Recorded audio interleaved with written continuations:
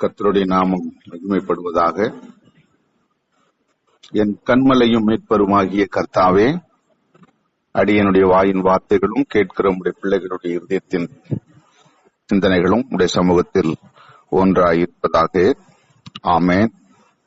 ஆண்டவரும் இரட்சகருமாகிய இயேசு கிறிஸ்துவின் நாமத்தினால இந்த அதிகாலை நேரத்தில் கூடி வந்திருக்கிற அருமையான சகோதர சகோதரிகளை மனதார நான் வாழ்த்தி வரவேற்கிறேன். கர்த்தர் உங்கள் ஒவ்வொருவரையும் ஆசீர்வதிப்பாராக.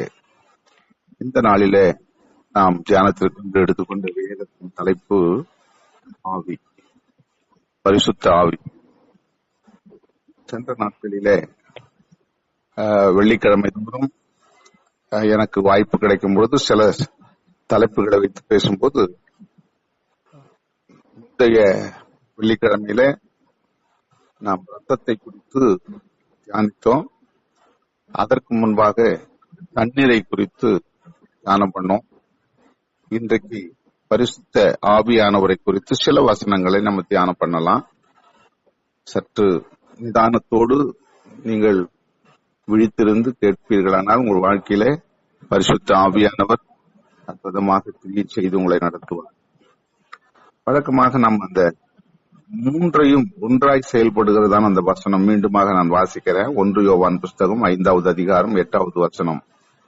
1 யோவான் 5, பூலோகத்தில் சாட்சி இடுகிறவைகள் ஆவி, ஜலம், ரத்தம், இந்த மூன்றும் ஒன்றாய் இருக்கிறது, ஒன்றாய் செயல்படுகிறது என்று வேதத்திலே நம்ம சென்ற நாட்களில தியானித்துக் கொண்டு வருகிறோம். இந்த நாளிலே அந்த மூன்றில ஒன்றாகிய பரிசுத்த ஆவியானவருடைய செயல்பாடுகள் என்ன, அவை நிமித்தம் நமக்கு ஏற்படுகிற நன்மைகள் என்ன என்பதை குறித்து தியானம் பண்ணலாம், எடுத்துக்கொள்ளலாம். லூக்கா எழுதின சுவிசேஷம் 1 அதிகாரம் 80வது வசனம், கடைசி வசனம். லூக்கா 1:80, அந்த பிள்ளை வளர்ந்து ஆவியிலே பலம் கொண்டு இஸ்ரவேலுக்கு தன்னை காண்பிக்கும் நாள் வரைக்கும் வனாந்தரத்திலே இருந்தான் அப்படின்னு சொல்லி எழுதப்பட்டிருக்கிறது. இந்த இருந்தான் என்று சொல்லப்படுகிற பொழுதே நமக்கு நல்ல ஞாபகம் வரும். யோவான் ஸ்நானகரை குறித்து இந்த வசனம் சொல்லுகிறது. அது அந்த யோவான் ஸ்நானகன் எங்கே வளர்ந்து வருகிறார் அதுன்னா வனாந்தரத்துல. அந்த பிள்ளை வளர்ந்து ஆவியிலே பலம் கொண்டு இஸ்ரவேலுக்கு தன்னை காண்பிக்கும் நாள் வரைக்கும், அது வனாந்தரத்திலே இருக்கிறான் என்று சொல்லி இந்த யோவான் ஸ்நானகனை குறித்து இங்கே சொல்லப்படுகிறது. இந்த யோவான் ஸ்நானகன் அவருடைய பெற்றோருக்கு வயது சென்ற நாட்களிலே, ஆபிரகாம் சாராள் என்பவர்களுக்கு எப்படி ஈசாக்கு வயது சென்ற நாட்களிலே பிறந்தாரோ, அதே போல இவர் யோவான் ஸ்நானகனும் வயது சென்ற, அவங்க பெற்றோருக்கு வயது சென்ற பிறகு அவர் பிறக்கிறாரு. ஆனா பிறந்த ஒரு வளர்ச்சி எப்படி இருக்குதுன்னு சொன்னா, தான் யார் என்பதை இஸ்ரவேல் மக்கள் அறிந்து கொள்ளும் வரைக்கும் அவர் வனாந்தரத்துல காடுகளிலே வசிக்கிறார். அவர் சாப்பிட்ட உணவு என்னென்ன, காட்டுத்தேனும் வெட்டுக்கிளியும் சாப்பிட்டார் என்று சொல்லி வேதத்துல சொல்லப்பட்டிருக்கிறது. அப்போ சாதாரண ஒரு மனுஷர்கள் உண்ணக்கூடிய உணவு அவரு சாப்பிடல. இதெல்லாம் எதுக்கு அப்படி நடந்ததுன்னா, ஆண்டவர் முன்குறித்து ஏசாயா தீர்க்க தரிசன புஸ்தகத்துல சொன்னது போல வழியை ஆயத்தம் பண்ணும்படி அவர் முன் அனுப்பப்பட்டார், இயேசு கிறிஸ்து வருவதற்கு முன்பாகவே. அப்ப இதெல்லாம் நடப்பதற்கு அவருக்குள்ள கிரியை செய்தது எதுன்னு சொன்னா ஆவி, பரிசுத்த ஆவியானவர் இவைகள் எல்லாம் செய்து கொண்டு வருகிறார். அந்த பரிசுத்த ஆவியானவர் இந்த யோவான் ஸ்நானகனுடைய தாயின் வயிற்றில் இருக்கும் பொழுதே அவரை தெரிந்து கொண்டு முன் அறிவிக்கப்பட்டு அதன் பிறகு பிறந்து வனாந்தரத்திலே வளர்ந்து வருகிறார். இதுக்கு எல்லாமே அடிப்படை காரணம் பரிசுத்த ஆவியானவர். அடுத்து ஒருத்தர் சொல்லப்படுகிறது லூக்கா 2வது அதிகாரம் 40வது வசனத்துல, பிள்ளை வளர்ந்து ஆவியிலே பலன் கொண்டு என்று சொல்லப்படுகிறது. இங்கேயும் இதையும் கவனிங்க, பிள்ளை வளர்ந்து வருகிறது. எந்த பிள்ளை நான் சொல்றேன்? ஆவியிலே பலன் கொண்டு ஞானத்தினால் நிறைந்தது, தேவனுடைய கிருபையும் அவர் மேல் இருந்தது என்று சொல்லப்படுகிறது. இது எந்த பிள்ளையை குறித்து சொல்லப்படுகிறதுனா, இயேசு கிறிஸ்து மாம்சத்துல வந்த தேவகுமாரனாகி கிறிஸ்துவை குறித்து இங்கு சொல்லப்படுகிறது. அவர் எப்படி பிறந்தாராம்? அவரும் அவருடைய தாயின் வயிற்றுல, நல்லா கவனிக்கணும், யோவான் ஸ்நானகன் பிறந்தது தாய் தகப்பன் வயது சென்ற பிறகு, அவங்க பிள்ளை பெற முடியாத அவர்களுடைய கருலாம் செத்து போன நிலையில அவங்களுக்கு கர்ப்பம் உண்டாக்கி பிறக்கிறாரு. இங்க இயேசு கிறிஸ்து எப்படி பிறக்கிறாருன்னா, ஒரு ஸ்திரீ திருமணமாகி அவர்கள் சேர்ந்து வருவதற்கு முன்பாக, அதாவது ஒரு கன்னியா இருந்த ஸ்திரீக்கு, ரெண்டுத்துக்கும் வேறுபட்ட வித்தியாசம் இருக்கும். இவர் இயேசு கிறிஸ்து பிறக்கிறாரு. அவர் பிறந்து ஆவியிலே பலன் கொள்றார். அப்ப இந்த ஆவியானவர் யாரு? பரிசுத்த ஆவியானவருடைய வளர்ச்சியிலே அவர் பலன் கொண்டு ஞானத்தினாலே நிறைந்து அவர் இந்த பூமியில வாழக்கூடிய ஞானத்தை அவர் அதுல வளர்ந்து, தேவனுடைய கிருபையும் அவர் மேல் இருந்தது, பிதாவாகிய தேவனுடைய கிருபையும் அவருக்குள்ள இருந்தது. இந்த மூன்றும் அவருக்குள்ள செயல்பட்டதின் நிமித்தமாய் அவர் வளர்ந்து வருகிறார் என்பது நம்ம வாசிக்கிறோம். இவைகளுக்கு எல்லாமே ஆதாரம் பரிசுத்த ஆவியானவர். அவர்தான் முதல் இந்த பிள்ளைகள் வளர்வதற்கு, கரு உண்டாவதற்கு, இந்த உலகத்துக்குள்ள வருவதற்கு எல்லாவற்றுக்குமே. அப்போ இயேசுக்கு இந்த பரிசுத்த ஆவியானவருடைய அனுகிரகம் இங்கே தேவையா இருக்கிறது என்பதை நாம் அறிந்து கொள்ளப்படுகிறோம். மூன்றாவதாக கவனிங்க, யோவான் சுவிசேஷ புத்தகத்துல 3வது அதிகாரம் 5-6 வசனங்களை நம்ம வாசிப்போமானால், யோவான் 3:5-6 வசனங்களை வாசிப்போமானால், ஒருவன் ஜலத்தினாலும் ஆவியினாலும் பிறவாவிட்டால் தேவனுடைய ராஜ்யத்தில் பிரவேசிக்க மாட்டான் என்று மெய்யாகவே மெய்யாகவே என்று அங்க உறுதிப்படுத்தப்படுது. நல்ல கவனிங்க, அந்த வசனத்தை எடுத்து நீங்க வீட்டுல இருக்கும்போது வாசித்து பாருங்க. யோவான் 3:5-6 ஒருவன் ஜலத்தினாலும் ஆவியினாலும் பிறவாவிட்டால் தேவனுடைய ராஜ்யத்தில் பிரவேசிக்க மாட்டான். அப்ப நீங்களும் நானும் இயேசு கிறிஸ்து நமக்கு கற்பித்து போன அந்த பரலோக ராஜ்யத்திற்கு நம்ம உரியவர்களாக, தகுதி உள்ளவர்களாக வேண்டுமானால் சில பிரமாணங்களை நம்ம கட்டாயம் கைப்பற்ற வேண்டும், நம்ம கடைபிடிக்க வேண்டும். அது என்ன பிரமாணம் சொல்லும் பொழுது, ஜலத்தினாலும் ஆவியினாலும் ஞானஸ்தானம் பெற வேண்டும். இந்த ஸ்நானம் பெறுவது என்பது எப்படின்னு சொன்னா, தினந்தோறும் நம்ம சரீரத்தை நாற்றம் எடுக்காம இருக்கிறதுக்காக நம்ம குளிக்கிறது வேற. ஆனா கிறிஸ்துவின் நிமித்தம் நம்ம ராஜ்யத்துக்கு, அவருடைய பரலோக ராஜ்யத்துக்கு என்று தகுதிப்படுத்துவதற்காக வேண்டி குளிக்கணும்னு சொன்னா, அங்க ஜலத்தினாலும் குளிக்கணும், ஆவியினாலும் குளிக்கணும். எப்படிங்க ஆவியில நான் குளிக்க முடியும்? இப்ப அதிகாலையில எழுந்து வந்து ஆண்டவர் நம்ம முதல்ல ஆண்டவரை துதிக்கும் பொழுது, ஆண்டவரை நம்ம மகிமைப்படுத்தும் போது என்ன சொல்றோம்? நம்ம பரிசுத்த ஆவியானவருடைய உந்துதலினாலே அவர் நம்மோடு கூட இடைபடுவதை நம்ம எப்படி வெளிப்படுத்துறோம்னா, துதியினாலும் ஸ்தோத்திரத்தினாலும்.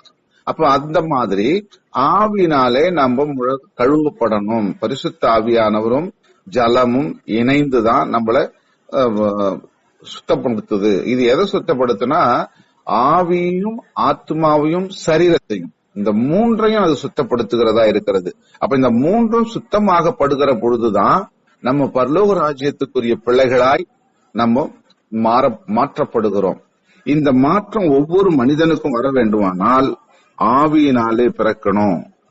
இதுதான் அந்த நிக்கதோமு என்கிறதான ஒரு மனிதன் மூலமா ஏற்படுகிற ஒரு சம்பவம் கூட. நான் எப்படி தாயினுடைய வயிற்றுல மறுபடியும் போயிட்டு பிறக்க முடியும் அப்படின்னு ஒரு கேட்கிறாரு, வெகுளித்தனமான ஒரு கேள்வியை இயேசு கிட்ட கேட்கிறாரு. அப்போ அவர் சொல்றாரு, ரொம்ப அழகா தெளிவா சொல்லி கொடுக்கிறாரு.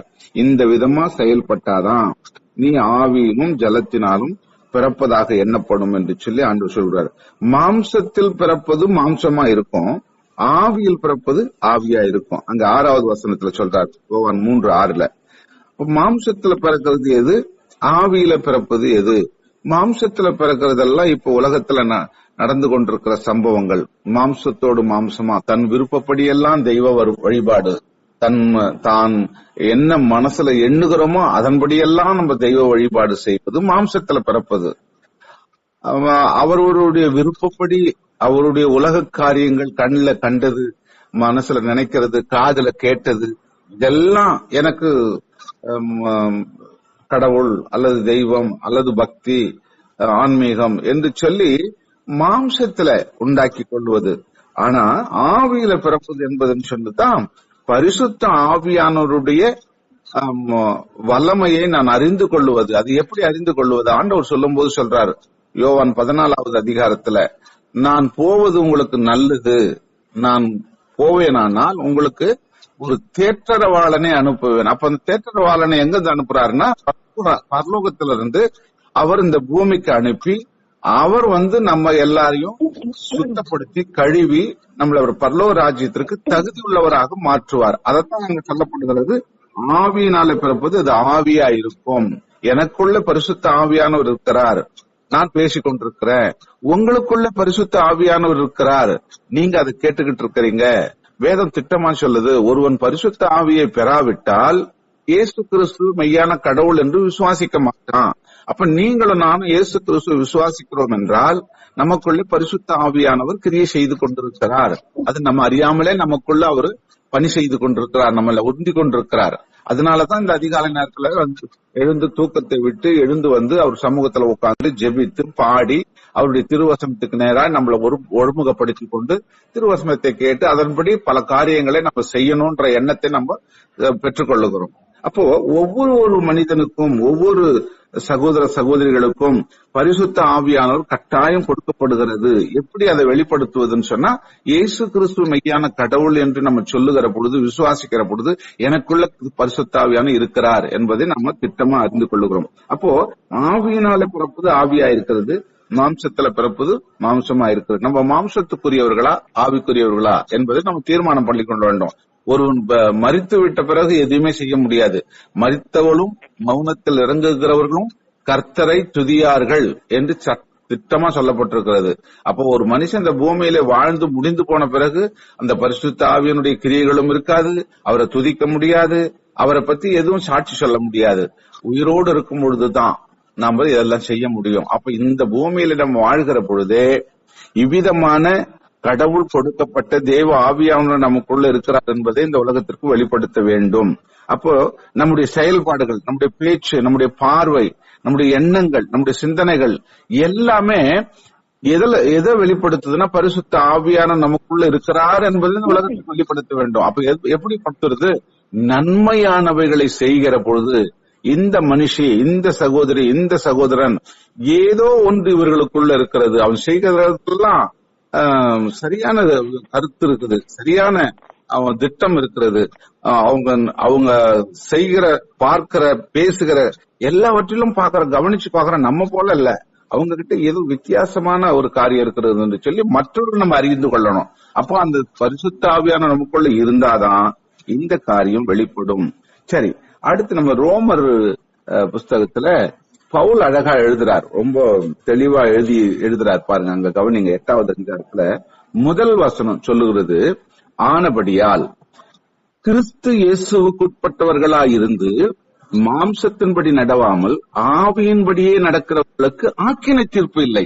இதுதான் இப்ப மாம்சத்தில் பிறப்பது மாம்சமா இருக்கும், ஆவியில் பிறப்பது ஆவியா இருக்கும்னு சொல்லி பார்த்தோமே, அதுதான் இங்க சொல்றாரு. அப்ப ஆவியில பிறந்தா என்ன நடக்கும்? நம்முடைய முடிவு காலத்துல ஆக்கினை தீர்ப்பு இல்லை.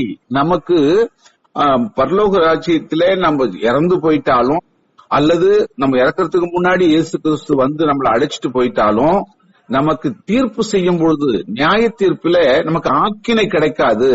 நம்ம சாத்தானுக்கு ஒப்பு கொடுக்க மாட்டாரு. நம்ம பரலோக ராஜ்யத்துல தேவனோடு கூட இருப்போம். இந்த தீர்ப்பு நமக்கு நன்மைக்கு ஏதுவா நடக்கும். அதுதான் அங்க சொல்றாரு, ஆவியின்படியே நடக்கிறவர்களுக்கு ஆக்கினை தீர்ப்பு இல்லை. அப்ப நீங்களும் நானும் ஆவியின்படியே நடக்கிறோம். எப்படிங்க நான் ஆவியின்படியே, எனக்கு ஆவியை பத்தியே தெரியல, நான் அதை நடக்கிறேன்னு சொல்றீங்களே? நீங்க ஆவி உங்களுக்குள்ள கிரியை செய்யறதுனால்தான் இந்த அதிகால நேரத்துல எழுந்து வந்திருக்கிறீங்க. உங்களுக்குள்ள பரிசுத்த ஆவியானவருடைய கிரியை இல்லைன்னு சொன்னா நீங்க நிச்சயமா இந்த கூடுகையில இந்த கால நேரத்துல உங்க தூக்கத்தை கலைந்து, ஐயோ அதுக்கு நேரம் கடந்து போனது, அதிகாலையில் எழுந்துடணும் என்ற அந்த எண்ணத்தோடு எழுந்து நீங்க உட்கார்ந்து சத்தியம் கேட்கறீங்க. அப்போ இந்த விதமா ஆவியினால நடத்தப்பட்டுமானால் நமக்கு ஆக்கினை தீர்ப்பு இல்லை. பாருங்க, நல்லா இன்னொரு 5வது வசனம் என்ன சொல்லுது பாருங்க, ரோமர் 8:5, அன்றியும் மாம்சத்தின்படி நடக்கிறவர்கள் மாம்சத்துக்குரியவைகளை சிந்திக்கிறார்கள், ஆவியின்படி நடக்கிறவர்கள் ஆவிக்குரியவர்களை சிந்திக்கிறார்கள். இப்ப நீங்களும் நானும் எப்ப எழுந்தாலும், எப்ப பேசினாலும், எங்க போனாலும், எங்க வந்தாலும் அடிக்கடி என்ன சொல்லுவோம்? ஸ்தோத்திரம், அல்லேலூயா, கர்த்தருக்கு ஸ்தோத்திரம், என் ஆண்டவர் என் பட்சத்தில் இருக்கிறார், ஆண்டவரே உமக்கு ஸ்தோத்திரம். கஷ்டம் வரும்போதும் ஆண்டவரை கூப்பிடுறோம், நல்லது நடக்கும் போதும் ஏசப்பா ஸ்தோத்திரம் அப்படின்றோம். அப்ப இந்த காரியங்கள் எதனால் நடக்குதுன்னு சொல்ல, நமக்குள்ள ஆவியானவர் கிரியை செய்து கொண்டே இருக்கிறார். நம்மளை நடத்துகிறார், நம்மளை பேச வைக்கிறார், பார்க்க வைக்கிறார். தீயதை பார்க்க கூடாதபடி நன்மையை செய்ய, நன்மையை பேச, நன்மையை பார்க்க நமக்கு ஆண்டவர் கற்றுக் கொடுத்து கொண்டே இருக்கிறார்.